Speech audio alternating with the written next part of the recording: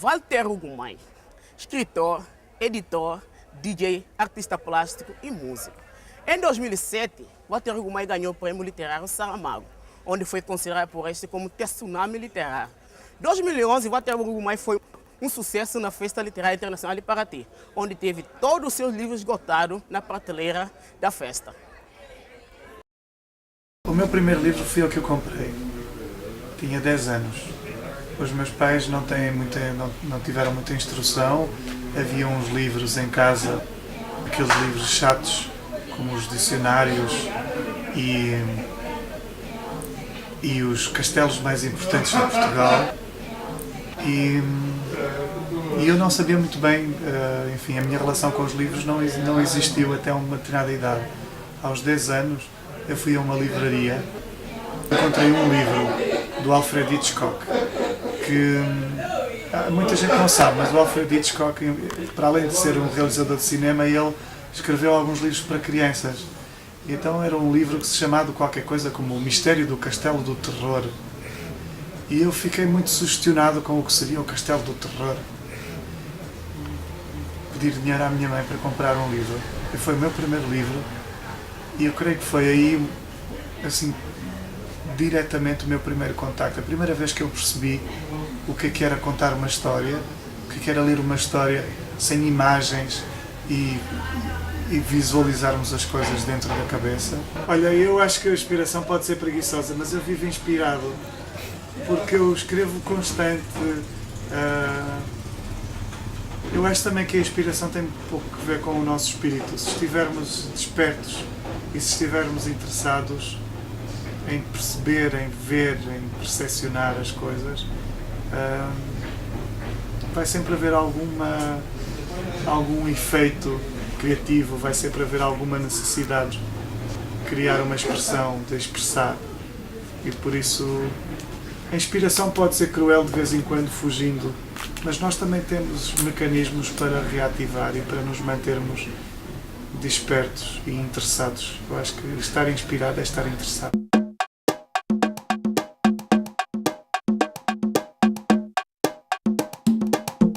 Eu mudei da poesia para o romance um pouco sem saber, sabes? Porque eu escrevi muita poesia, queria escrever poesia e pensava apenas na poesia, mas um dia eu tive de escrever uma tese de mestrado, tinha de fazer uma dissertação académica e eu tirei férias e tranquei-me em casa a tentar estudar e a tentar começar a escrever a tese e não conseguia, ao fim de 4 dias não consegui escrever uma frase.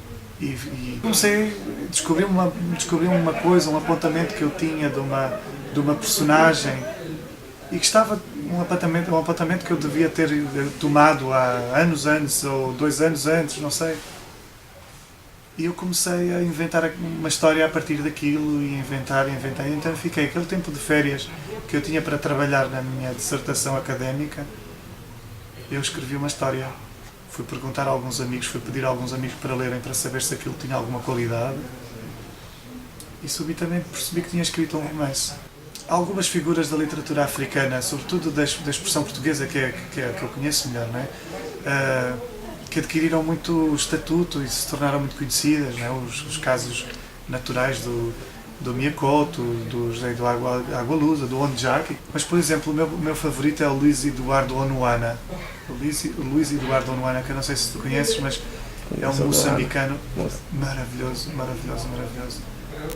Mas como é um homem muito tímido, um homem que não gosta de viajar ou que tem medo de andar de avião, eu não sei, ele é muito menos conhecido, é muito menos popularizado. E ele é o meu favorito. Ele é muito, muito bom. Então eu acho assim que a literatura africana ainda está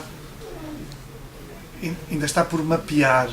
Falta ainda chamar a atenção para muita coisa e está sempre a aparecer gente nova. Eu em Portugal acabo por contactar com muitas pessoas, muitos novos escritores que vêm de Angola, de Moçambique ou de Cabo Verde, ou seja de onde for. E às vezes aparecem coisas mesmo muito boas. Máquina de fazer espanhóis. o último livro do escritor Walter Ugumai, lançado no Festival Literário Internacional de Paraty. Esse livro causou um febre no mundo da literatura, não só pela história narrada de um homem que conta a sua história no asilo, que já sente o sabor de ficar viúvo, mas sim pela estética inovadora pelo qual o autor não utiliza letras maiúsculas. O meu método, enquanto escritor, é tentar fazer regressar o texto a uma linguagem de alguma forma oral. E a literatura africana é muito isso, é muito essa lição de oralidade, de veracidade. Tem muito ainda essa ligação à recolha, tem muito ainda essa ideia de ir buscar, no fundo, o saber popular, o saber das pessoas. E eu tento fazer muito isso. O público brasileiro tem reagido de uma forma muito gratificante. Estou muito grato às pessoas que vieram ter comigo aqui na Flip e outras tantas que não vieram e que me têm mandado mensagens e que me têm cumprimentado. E o livro foi lançado nesta altura porque, enfim, eu estava convidado para a Flip e eu creio que a Kozak Naifi entendeu que seria uma oportunidade perfeita para dar a conhecer às pessoas este livro. E eu acho que sim, tem funcionado bem, foi uma boa ideia.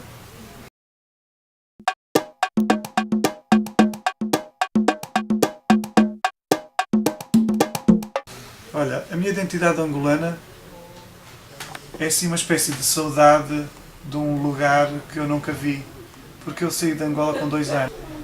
E então há uma coisa estranha que é, eu nasci num lugar que nunca vi.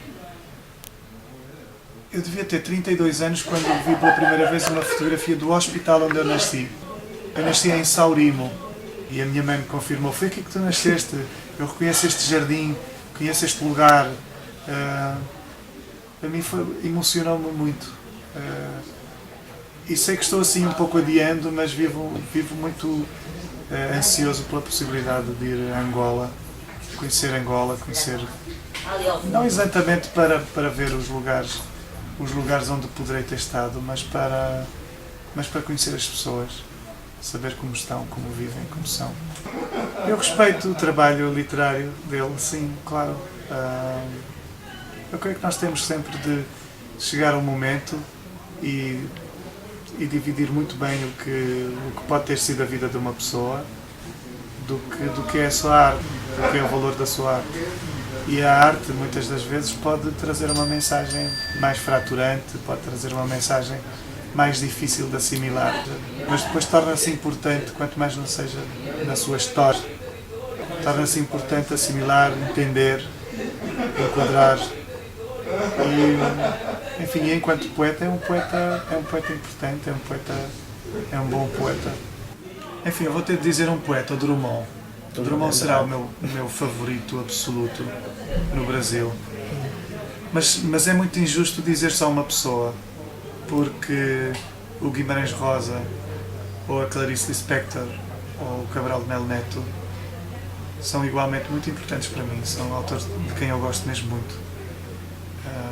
Paulo Leminski é um poeta de quem eu gosto muito também.